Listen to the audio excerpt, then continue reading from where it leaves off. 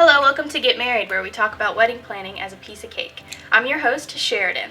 I'm getting married later this year, and I've run into a lot of different issues with planning my wedding, and so I figured what better way to help me through these issues than to talk to some of the wedding professionals that are best at what they do.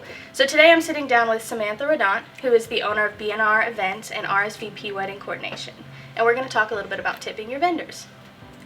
I'm excited. I think this is great. So I've been doing this for 14 years, and we finally found a great system as far as telling what our clients need to tip their vendors.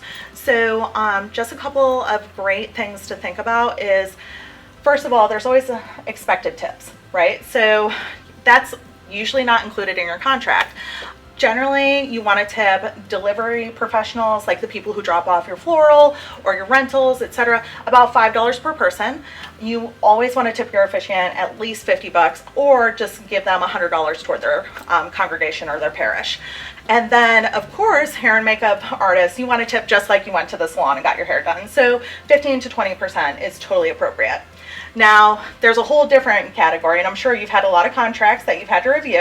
Right. And this is where you want to check your contracts, because sometimes tips are included and sometimes they're not. So you always want to make sure that your bartenders are getting taken care of. If it is not in your contract that they're getting tipped, then you want to tip them just like you're at a restaurant or a bar. So you're going to give them 15 to 20%. And of course, catering staff is the same situation.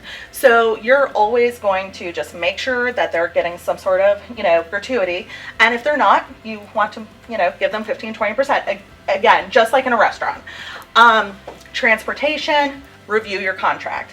So, but otherwise, I usually recommend about 10% of your transportation contract. And then there's a little category that's a little bit more rare, which is venue attendants. So that might be valet or something of that nature. And you're going to want to tip them about, like you would tip a valet. So between $2 and $5 per valet attendant. Then you really have some optional tips. So when it comes to your wedding planner or your wedding coordinator, you can do 15 to 20% of that, but usually a lot of people will cap it off at $500. Then with your photographer and videographer, it's a similar situation. So again, 15 to 20% seems to be the rule of thumb, but that's usually capped around $200. And then you always have your DJs and musicians that you want to look out for, and kind of get, a little bit more dancing and things like that. But musicians, you want to tip about $50 each, like if you have a string trio or if you have band or whatever.